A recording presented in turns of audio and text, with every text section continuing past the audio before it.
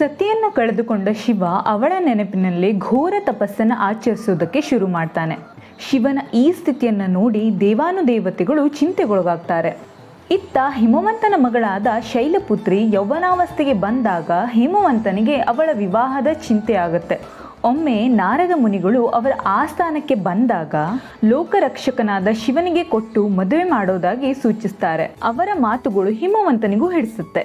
ಶಿವನಿಗಿಂತ ಪರಿಪೂರ್ಣರಾದ ವರ ತಮ್ಮ ಮಗಳಿಗೆ ಸಿಗೋದಿಲ್ಲ ಅಂತ ಹೇಳಿ ಅವರು ಪಾರ್ವತಿಯ ಸಮೇತವಾಗಿ ಕೈಲಾಸಕ್ಕೆ ತೆರಳುತ್ತಾರೆ. ಇತ್ತ ಹಿಮವಂತ ಶಿವನ ಬಳಿ ತನ್ನ ಮಗಳನ್ನ ಸೇವೆಗಾಗಿ ಸ್ವೀಕರಿಸೋದಕ್ಕಾಗಿ ಕೇಳ್ಕೊಳ್ತಾನೆ.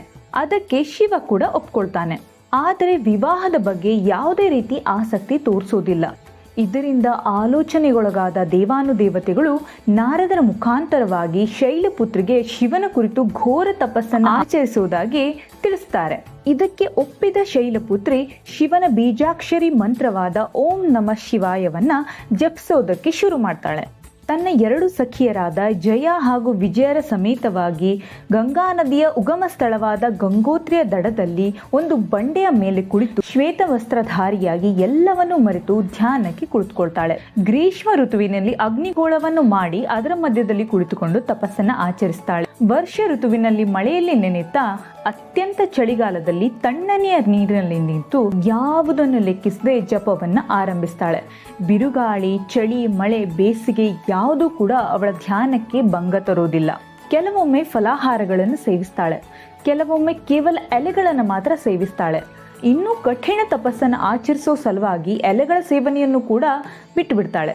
ಇದರಿಂದ ಅವಳ ಹೆಸರನ್ನ ಅಪರ್ಣ ಅಂತ ಕೂಡ ಕರೆಯಲಾಗುತ್ತೆ. ಹೀಗೆ ಸುಮಾರು 300,000 ವರ್ಷಗಳು ಕಳೆಯುತ್ತವೆ.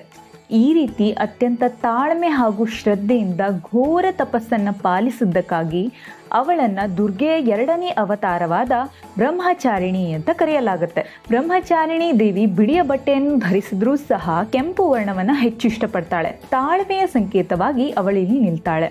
ಈ ನವರಾತ್ರಿಯ ಸಂದರ್ಭದಲ್ಲಿ ದೇವಿಯ ಕೃಪೆ ಸದಾ ಎಲ್ಲರ ಮೇಲೂ ಇರಲಿ ಅಂತ ಆಶಿಸೋಣ.